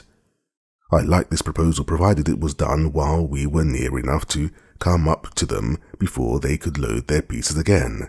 But this event did not happen, and we lay still a long time, very irresolute what course to take. At length I told them there would be nothing done, in my opinion, till night, and then, if they did not return to the boat, perhaps we might find a way to get between them and the shore, and so might use some stratagem with them in the boat to get them on shore. We waited a great while, though very impatient for their removing, and were very uneasy when, after long consultation, we saw them all start up and march down towards the sea. It seems they had such dreadful apprehensions of the danger of the place that they resolved to go on board the ship again, give their companions over for lost, and so go on with their intended voyage with the ship. They were just going into the boat when Friday and the mate hallooed, and they presently heard them, and answering, ran along the shore westward towards the voice they heard, when they were stopped by the creek, where the water being up, they could not get over, and called for the boat to come up, and set them over, as indeed I expected. When they had set themselves over, I observed that the boat being gone a good way into the creek, and as it were in a harbour within the land, they took one of the 3 men out of her to go along with them, and left only 2 in the boat, having fastened her to the stump of a little tree on the shore. This was what I wished for, and immediately, leaving Friday and the captain's mates to their business, I took the rest with me, and crossing the creek out of their sight, we surprised the 2 men before they were aware, one of them lying on the shore and the other being in the boat. The fellow on shore was between sleeping and waking, and going to start up, the captain, who was foremost, ran in upon him, and knocked him down, and then called out to him in the boat to yield, or he was a dead man. They needed very few arguments to persuade a single man to yield, when he saw 5 men upon him and his comrade knocked down, Besides, this was, it seemed, one of the three who were not so hearty in the mutiny as the rest of the crew, and therefore was easily persuaded not only to yield, but afterwards to join very sincerely with us. In the meantime, Friday and the captain's mate so well managed their business with the rest that they drew them, by hallooing and answering, from one hill to another, and from one wood to another, till they not only heartily tired them, but left them where they were, very sure they could not reach back to the boat before it was dark, and indeed they were heartily tired themselves also by the time they came back to us. I asked the captain if he was willing to venture with these hands on board the ship, but as for me and my man Friday, I did not think it was proper for us to stir, having 7 men left behind, and it was employment enough for us to keep them asunder and supply them with victuals. As to the 5 in the cave, I resolved to keep them fast, but Friday went in twice a day to them, and supplied them with necessaries, and I made the other 2 carry provisions to a certain distance where Friday was to take them. When I showed myself to the 2 hostages, it was with the captain, who told them I was the person the governor had ordered to look after them, and that it was the governor's pleasure they should not stir anywhere but by my direction, that if they did, they would be fetched into the castle and be laid in irons, so that, as we never suffered them to see me as governor, I now appeared as another person, and spoke of the governor, the garrison, the castle, and the like, upon all occasions. The captain now had no difficulty before them but to furnish his 2 boats, stop the breach of one, and man them. He made his passenger captain of one, with 4 of the men, and himself, his mate, and 5 more, went in the other, and they contrived their business very well, for they came up to the ship about midnight. As soon as they came within call of the ship, he made Robinson hail them, and tell them they had brought off the men and the boat, but that it was a long time before they had found them, and the like, holding them in a chat till they came to the ship's side, when the captain and the mate, entering first with their arms, immediately knocked down the second mate and carpenter with the butt end of their muskets, being very faithfully seconded by their men. They secured all the rest that were upon the main and quarter decks, and began to fasten the hatches, to keep them down that were below, when the other boat and their men, entering at the forechains, secured the forecastle of the ship, and the scuttle which went down into the cook-room, making 3 men they found there prisoners. When this was done and all safe upon deck, the captain ordered the mate with 3 men to break into the roundhouse where the new rebel captain lay, who had taken the alarm, had got up, and with 2 men and a boy had got firearms in their hands, and when the mate, with a crow, split open the door, the new captain and his men fired boldly among them, and wounded the mate with a musket ball, which broke his arm, and wounded 2 more of the men, but killed nobody. The mate, calling for help, rushed, however, into the roundhouse, wounded as he was, and with his pistol shot the new captain through the head, the bullet entering at his mouth, and came out again behind one of his ears, so that he never spoke a word more, upon which the rest yielded, and the ship was taken effectually, without any more lives lost. As soon as the ship was thus secured, the captain ordered 7 guns to be fired, which was the signal agreed upon with me to give me notice of his success, which, you may be sure, I was very glad to hear, having sat watching upon the shore for it till nearly 2 o'clock in the morning. Having thus heard the signal plainly, I laid me down, and it having been a great day of fatigue to me, I slept very soundly, till I was surprised with the noise of a gun, and presently, starting up, I heard a man call me by the name of Governor, Governor, and presently I knew the captain's voice. When, climbing up to the top of the hill, there he stood, and, pointing to the ship, he embraced me in his arms. "My dear friend and deliverer," says he, "there's your ship, for she's all yours, and so are we, and all that belong to her." I cast my eyes to the ship, and there she rode, within little more than half a mile off the shore, for they had weighed her anchor as soon as they were masters of her, and, the weather being fair, had brought her to an anchor just against the mouth of the little creek, and the tide being up, the captain had brought the pinnace in near the place where I had first landed my rafts, and so landed just at my door. I was at first ready to sink down with the surprise, for I saw my deliverance indeed visibly put into my hands, all things easy, and a large ship just ready to carry me away whither I pleased to go. At first for some time I was not able to answer him one word, but as he had taken me in his arms, I held him fast, or I should have fallen to the ground. He perceived the surprise and immediately pulled a bottle out of his pocket and gave me a dram of cordial, which he had brought on purpose for me. After I had drunk it, I sat down upon the ground, and though it brought me to myself, yet it was a good while before I could speak a word to him. All this time the poor man was in as great an ecstasy as I,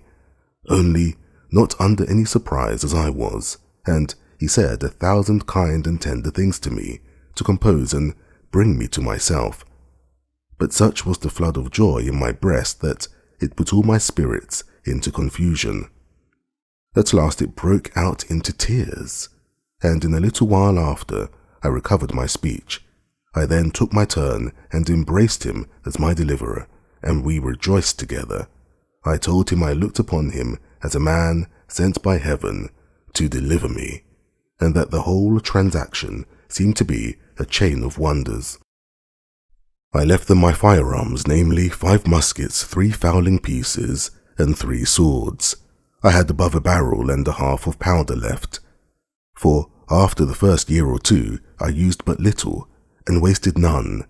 I gave them a description of the way I managed the goats, and directions to milk and fatten them, and to make them butter and cheese. In a word, I gave them every part of my own story, and told them I should prevail with the captain to leave them 2 barrels of gunpowder more, and some garden seeds, which I told them I would have been very glad of. Also, I gave them the bag of peas which the captain had brought to me to eat, and bade them be sure to sow and increase them. Chapter 19. Return to England. Having done all this, I left them the next day and went on board the ship. We prepared immediately to sail, but did not weigh that night. The next morning early, 2 of the 5 men came swimming to the ship's side, and making the most lamentable complaint of the other 3, begged to be taken into the ship for God's sake, for they should be murdered, and begged the captain to take them on board, though he hanged them immediately. Upon this the captain pretended to have no power without me, but after some difficulty, and after their solemn promises of amendment, they were taken on board, and were, some time after, soundly whipped and pickled, after which they proved very honest and quiet fellows. Some time after this, the boat was ordered on shore, the tide being up, and the things promised to the men, to which the captain, at my intercession, caused their chest and clothes to be added, which they took, and were very thankful for. I also encouraged them by telling them that if it lay in my power to send any vessel to take them in, I would not forget them. When I took leave of this island, I carried on board, for relics, the great goat-skin cap I had made, my umbrella, and one of my parrots. Also I forgot not to take the money I formerly mentioned, which had lain by me so long, useless, that it was grown rusty or tarnished, and could hardly pass for silver till it had been a little rubbed and handled, as also the money I found in the wreck of the Spanish ship. And thus I left the island, the 19th of December, as I found by the ship's account, in the year 1686, after I had been upon it 28 years, 2 months, and 19 days, being delivered from this second captivity the same day of the month that I first made my escape in the long boat from among the Moors of Salé. In this vessel, after a long voyage, I arrived in England the 11th of June in the year 1687, having been 35 years absent. When I came to England, I was a perfect stranger to all the world, as if I had never been known there. My benefactor and faithful steward, whom I had left my money in trust with, was alive, but had had great misfortunes in the world, was become a widow the second time, and very low in the world. I made her very easy as to what she owed me, assuring her I would give her no trouble, but on the contrary, in gratitude for her former care and faithfulness to me, I relieved her as my little stock would afford, which at that time would, indeed, allow me to do but little for her, but I assured her I would never forget her former kindness to me, nor did I forget her when I had suffered to help her, as shall be observed in its proper place. I went down afterwards into Yorkshire, but my father was dead, and my mother and all the family extinct, except that I found 2 sisters and 2 of the children of one of my brothers, and as I had been long ago given over for dead, there had been no provision made for me, so that, in a word, I found nothing to relieve or assist me, and that the little money I had would not do much for me as to settling in the world. I met with one piece of gratitude indeed, which I did not expect, and this was that the master of the ship, whom I had so happily delivered, and by the same means saved the ship and cargo, having given a very handsome account to the owners of the manor how I had saved the lives of the men and the ship, they invited me to meet them and some other merchants concerned, and altogether made me a very handsome compliment upon the subject, and a present of almost £200 sterling. But after making several reflections upon the circumstances of my life, and how little way this would go towards settling me in the world, I resolved to go to Lisbon and see if I might not come at some information of the state of my plantation in the Brazils, and of what was become of my partner, who I had reason to suppose had some years past given me over for dead. With this view I took shipping for Lisbon, where I arrived in April following, my man Friday accompanying me very honestly in all these ramblings, and providing a most faithful servant upon all occasions. When I came to Lisbon I found out by inquiry, and to my particular satisfaction, my old friend, the captain of the ship, who first took me up at sea off the shore of Africa. He was now grown old, and had left off going to sea, having put his son, who was far from a young man, into his ship, and who still used the Brazil trade. The old man did not know me, and indeed I hardly knew him, but I soon brought him to my remembrance, and as soon brought myself to his remembrance when I told him who I was. After some passionate expressions of the old acquaintance between us, I inquired, you may be sure, after my plantation and my partner. The old man told me he had not been in the Brazils for about 9 years, but that he could assure me that when he came away my partner was living, but the trustees, whom I had joined with him to take cognizance of my part, were both dead, that, however, he believed I would have a very good account of the improvement of the plantation,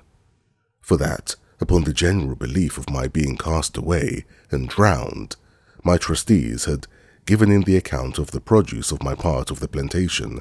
to the procurator fiscal, who had appropriated it, in case I never came to claim it, 1/3 to the king, and 2/3 to the monastery of St. Augustine, to be expended for the benefit of the poor, and for the conversion of the Indians to the Catholic faith, but that, if I appeared, or anyone for me, to claim the inheritance, it would be restored, only that the improvement or annual production, being distributed to charitable uses, could not be restored, but he assured me that the steward of the king's revenue from lands and the providor, or steward of the monastery, had taken great care all along that the incumbent, that is to say my partner, gave every year a faithful account of the produce, of which they had duly received my moiety. I asked him if he knew to what height of improvement he had brought the plantation, and whether he thought it might be worth looking after, or whether, on my going thither, I should meet with any obstruction to my possessing my just right in the moiety. He told me he could not tell exactly to what degree the plantation was improved, but this he knew, that my partner was growing exceedingly rich upon the enjoying his part of it, and that, to the best of his remembrance, he had heard that the king's third of my part, which was, it seems, granted away to some other monastery or religious house, amounted to above 200 moidors a year, that, as to my being restored to a quiet possession of it, there was no question to be made of that, my partner being alive to witness my title, and my name being also enrolled in the register of the country. Also, he told me that the survivors of my 2 trustees were very fair, honest people, and very wealthy, and he believed I would not only have their assistance for putting me in possession, but would find a very considerable sum of money in their hands for my account, being the produce of the farm, while their fathers held the trust, and before it was given up as above, which, as he remembered, was for about 12 years. I showed myself a little concerned and uneasy at this account, and inquired of the old captain how it came to pass that the trustees should thus dispose of my effects, when he knew that I had made my will, and had made him, the Portuguese captain, my universal heir. He told me that was true, but that as there was no proof of my being dead, he could not act as executor until some certain account should come of my death,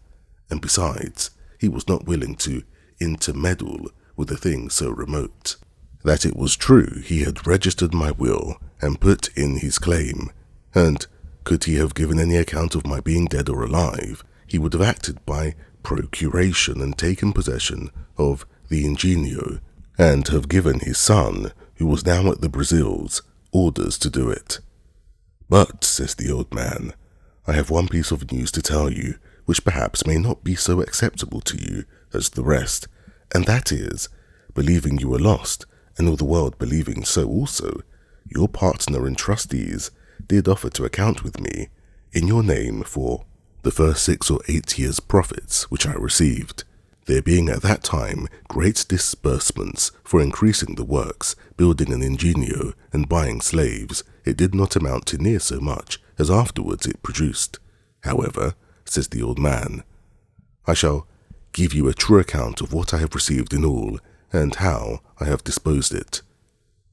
After a few days' further conference with this ancient friend, he brought me an account of the first 6 years' income of my plantation, signed by my partner and the merchant's trustees, being always delivered in goods, namely, tobacco in roll and sugar in chests, besides rum, molasses, and so forth, which is the consequence of a sugar work, and I found by this account that every year the income considerably increased, but as above, the disbursements being large, the sum at first was small. However, the old man let me see that he was debtor to me 470 moidors of gold,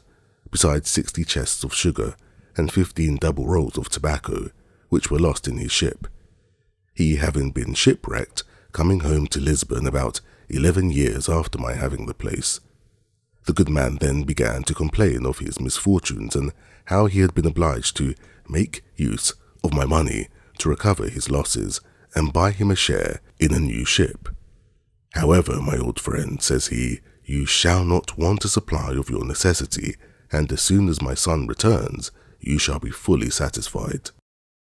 Upon this, he pulls out an old pouch and gives me 160 Portugal moidors in gold, and giving the writings of his title to the ship, which his son was gone to the Brazils in, of which he was quarter part owner, and his son another, he puts them both into my hands for security of the rest. I was too much moved with the honesty and kindness of the poor man to be able to bear this, and remembering what he had done for me, how he had taken me up at sea, and how generously he had used me on all occasions, and particularly how sincere a friend he was now to me, I could hardly refrain weeping at what he had said to me. Therefore I asked him if his circumstances permitted him to spare so much money at that time, and if it would not straiten him. He told me he could not say, but it might straiten him a little. But however, it was my money, and I might want it more than he. Everything the man said was full of affection, and I could hardly refrain from tears when he spoke. In short, I took 100 of the moidores and called for a pen and ink to give him a receipt for them. Then I returned him the rest and told him if ever I had possession of the plantation, I would return the other to him also, and that as to the bill of sale of his part in his son's ship, I would not take it by any means, but that if I wanted the money,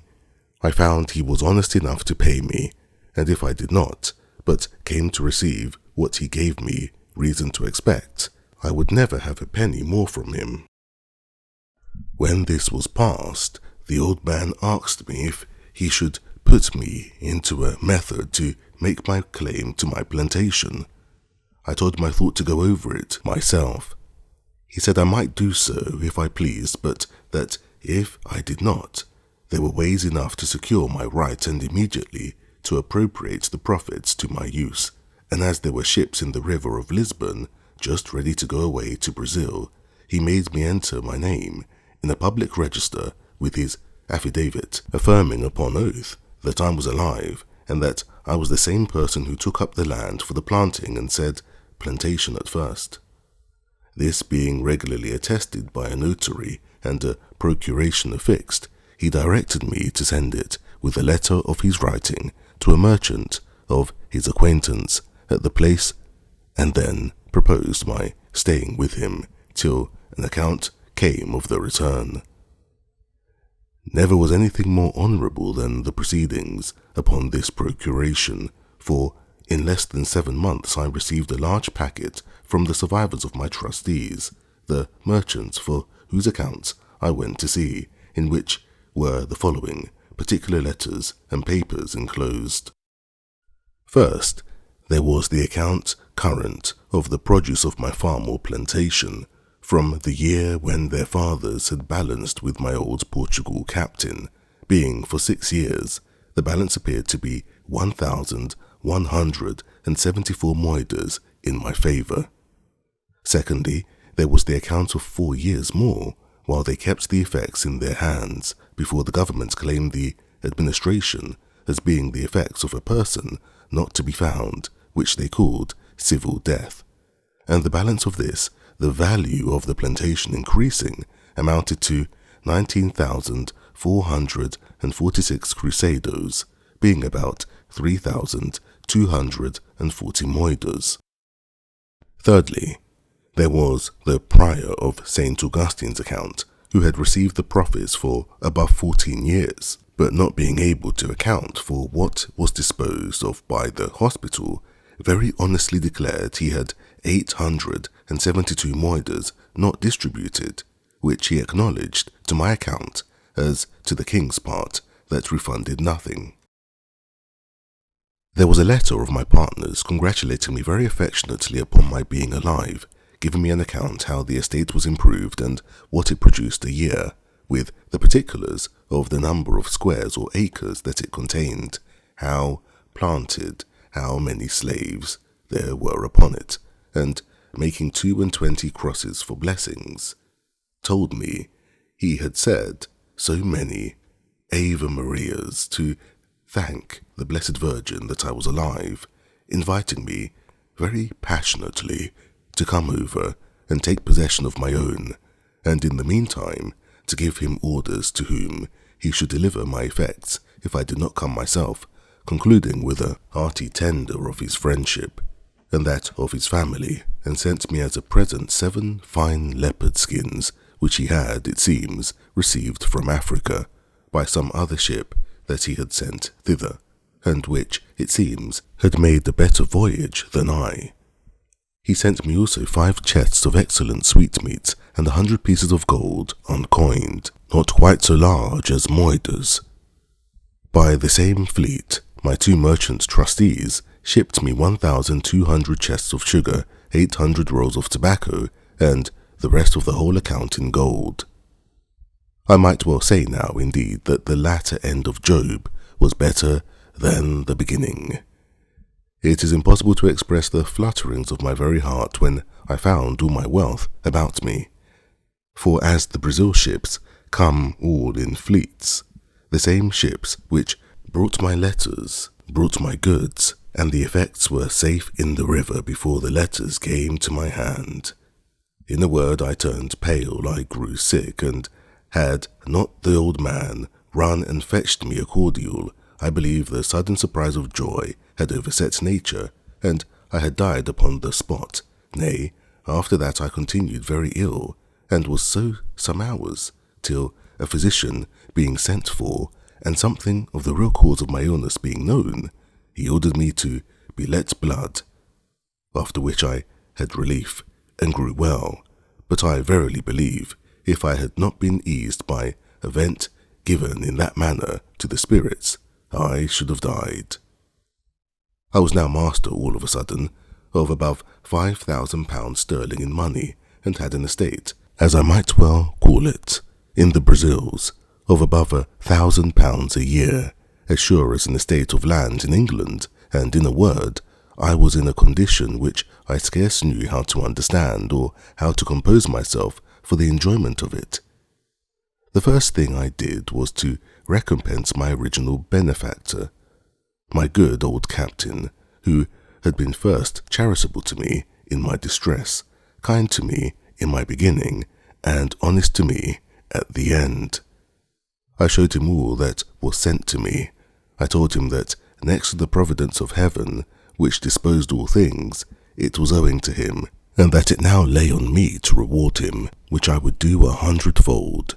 So I first returned to him the 100 moidores I had received of him. Then I sent for a notary, and caused him to draw up a general release or discharge from the 470 moidores, which he had acknowledged he owed me in the fullest and firmest manner possible. After which I caused a procuration to be drawn, empowering him to be the receiver of the annual profits of my plantation, and appointing my partner to account with him, and make the returns by the usual fleets to him in my name, and by a cause in the end made a grant of 100 moidores a year to him during his life out of the effects, and 50 moidores a year to his son after him for his life, and thus I requited my old man, that I might go away to the Brazils and leave things safe behind, and this greatly perplexed me. I had once in mind to have gone to the Brazils and have settled myself there, for I was, as it were, naturalized to the place, but I had some little scruple in my mind about religion, which insensibly drew me back. However, it was not religion that kept me from going there for the present, and as I had made no scruple of being openly of the religion of the country all the while I was among them, so neither yet did I, only that now and then, having of late thought more of it than formerly, when I began to think of living and dying among them, I began to regret having professed myself a papist, and thought it might not be the best religion to die with. But as I have said, this was not the main thing that kept me from going to the Brazils, but that really I did not know with whom to leave my effects behind me. So I resolved at last to go to England, where, if I arrived, I concluded that I should make some acquaintance or find some relations that would be faithful to me, and accordingly I prepared to go to England with all my wealth. In order to prepare things for my going home, I first resolved to give answers suitable to the just and faithful account of things I had from thence, and first, to the prior of St. Augustine, I wrote a letter full of thanks for his just dealings, and the offer of the 872 moidores, which were undisposed of, which I desired might be given, 500 to the monastery, and 372 to the poor, as the prior should direct, desiring the good Padra's prayers for me, and the like. I wrote next a letter of thanks to my 2 trustees, with all the acknowledgment that so much justice and honesty called for, as for sending them any present they were far above having any occasion of it. Lastly, I wrote to my partner acknowledging his industry in the improving the plantation, and his integrity in increasing the stock of the works, giving him instructions for his future government of my part, according to the powers I had left with my old patron, to whom I desired him to send whatever came due to me, till he should hear from me more particularly, assuring him that it was my intention not only to come to him, but to settle myself there for the remainder of my life. To this I added a very handsome present of some Italian silks for his wife and 2 daughters, for such the captain's son informed me he had, with 2 pieces of fine English broadcloth, the best I could get in Lisbon, 5 pieces of black baize, and some Flanders lace of a good value. Having thus settled my affairs, sold my cargo, and turned all my effects into good bills of exchange, my next difficulty was which way to go to England.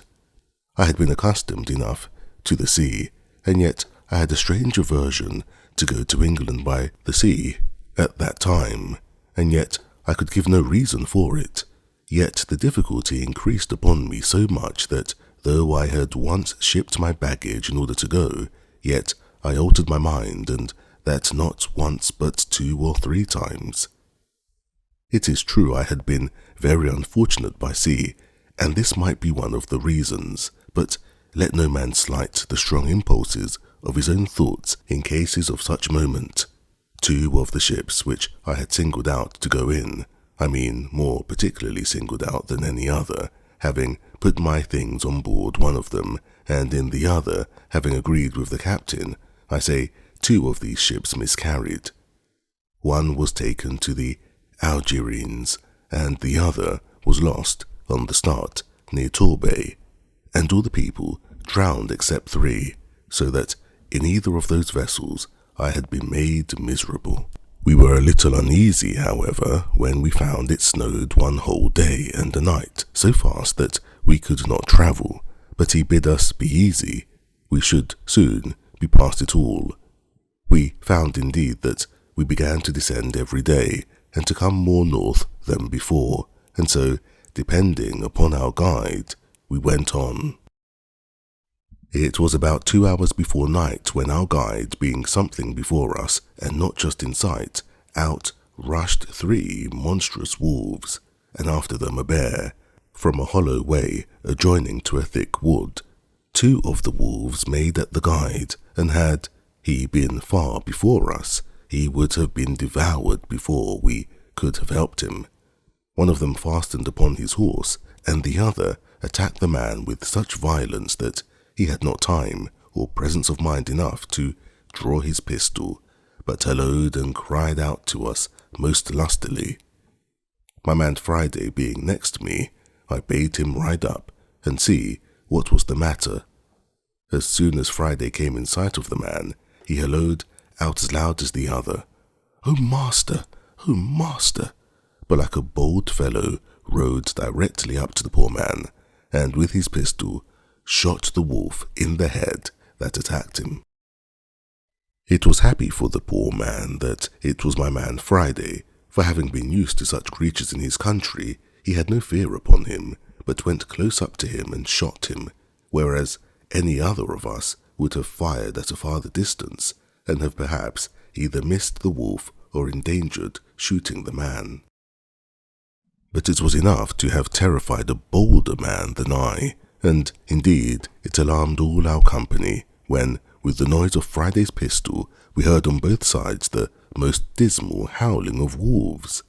and the noise, redoubled by the echo of the mountains, appeared to us as if there had been a prodigious number of them, and perhaps there was not such a few as that we had no cause for apprehension. However, as Friday had killed his wolf, the other that had fastened upon the horse left him immediately and fled without doing him any damage,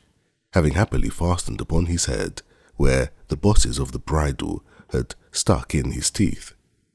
But the man was most hurt, for the raging creature had bit him twice, once in the arm and the other time a little above his knee, and though he had made some defence,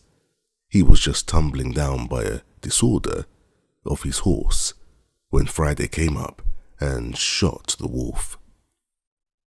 It is easy to suppose that at the noise of Friday's pistol we all mended our pace and rode up as fast as the way, which was very difficult, would give us leave to see what was the matter. As soon as we came clear of the trees, which blinded us before, we saw clearly what had been the case and how Friday had disengaged the poor guide, though we did not presently discern what kind of creature it was he had killed. Chapter 20. Fight between Friday and a bear. But never was a fight managed so hardily, and in such a surprising manner as that which followed between Friday and the bear, which gave us all, though at first we were surprised and afraid for him, the greatest diversion imaginable. As the bear is a heavy, clumsy creature and does not gallop as the wolf does, who is swift and light, so he has two particular qualities which generally are the rule of his actions. First, as to men who are not his proper prey, if you do not meddle with him, he will not meddle with you, but then you must take care to be very civil to him and give him the road, for he is a very nice gentleman. He will not go a step out of his way for a prince. Nay, if you are really afraid, your best way is to look another way and keep on going, for sometimes if you stop and stand still and look steadfastly at him, he takes it for an affront, but if you throw or toss anything at him, though it were but a bit of stick as big as your finger, he thinks himself abused and sets all other business aside to pursue his revenge, and will have satisfaction in point of honour. That is his first quality. The next is, if he be once affronted, he will never leave you, night or day, till he has his revenge, but follows at a good round rate till he overtakes you. My man Friday had delivered our guide, and when he came up to him, he was helping him off his horse, for the man was both hurt and frightened, when, on a sudden, we espied the bear come out of the wood, and a monstrous one it was, the biggest by far that ever I saw. We were all a little surprised when we saw him, but when Friday saw him, it was easy to see joy and courage in the fellow's countenance. "Oh, oh, oh," says Friday 3 times, pointing to him. "Oh, master, you give me the leave? Me shakey the hand with him, me make you good laugh." I was surprised to see the fellow so well pleased. "You fool," says I, "he will eat you up." Eat me up, says Friday twice over again. "Eat me up, me make you good laugh. You all stay here, you show me good laugh." So down he sits and gets off his boots in a moment and puts on a pair of pumps, gives my other servant his horse, and with his gun away he flew, swift like the wind. The bear was walking softly on, and offered to meddle with nobody, till Friday, coming pretty near, calls to him, as if the bear could understand him. Hark you, says Friday, "me speak with you." We followed at a distance, for now being down on the Gascony side of the mountains, we were entered a vast forest, where the country was plain and pretty open, though it had many trees in it scattered here and there.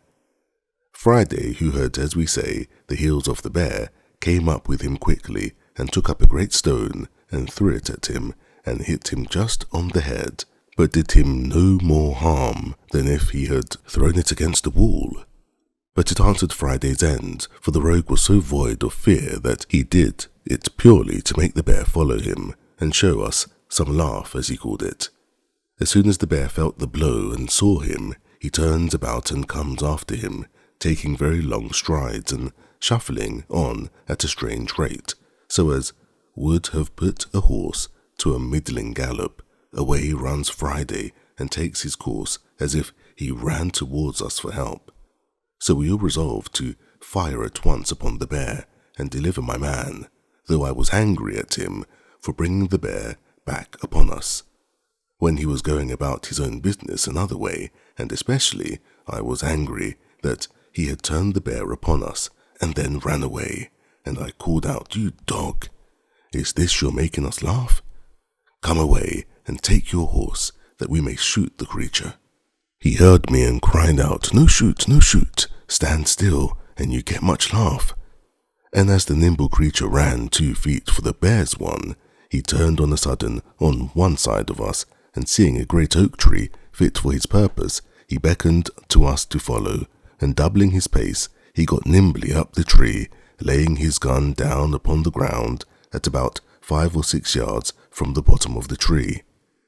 The bear soon came up to the tree, and we followed at a distance. The first thing he did, he stopped at the gun, smelt at it, but let it lie, and up he scrambles into the tree, climbing like a cat, though so monstrous heavy. I was amazed at the folly, as I thought of it, my man, and could not for my life see anything to laugh at, till, seeing the bear get up the tree, we all rode near to him. The next morning our guide was so ill, and his limbs swelled so much with the rankling of his 2 wounds, that he could go no farther, so we were obliged to take a new guide here, and go to Toulouse, where we found a warm climate, a fruitful, pleasant country, and no snow, no wolves or anything like them. But when we told our story at Toulouse, they told us it was nothing but what was ordinary in the great forest at the foot of the mountains, especially when the snow lay on the ground. But they inquired much what kind of guide we had got who would venture to bring us that way in such a severe season, and told us it was surprising we were not all devoured. When we told them how we placed ourselves and the horses in the middle, they blamed us exceedingly, and told us it was 50 to 1, but we had all been destroyed. For it was the sight of the horses which made the wolves so furious, seeing their prey, and that at other times they were really afraid of a gun, but being excessively hungry and raging on that account, the eagerness to come at the horses had made them senseless of danger, and that if we had not by the continual fire, and at last the stratagem of the train of powder, mastered them, it had been great odds but that we had been torn to pieces, whereas had we been content to have sat still on horseback and fired as horsemen, they would not have taken the horses so much for their own, when men were on their backs, as otherwise, and withal, they told us that at last, if we had stood all together and left our horses, they would have been so eager to have devoured them, that we might have come off safe, especially having our firearms in our hands, being so many in number. For my part, I was never so sensible of danger in my life, for seeing above 300 devils come roaring and open-mouthed to devour us, and having nothing to shelter us or to retreat to, I gave myself over for lost, and as it was, I believe I shall never care to cross those mountains again.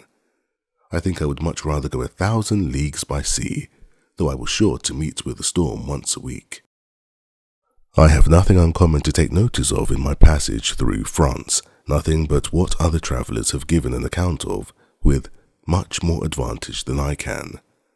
I travelled from Toulouse to Paris, and without any considerable stay, came to Calais, and landed safe at Dover, the 14th of January, after having had a severe cold season to travel in.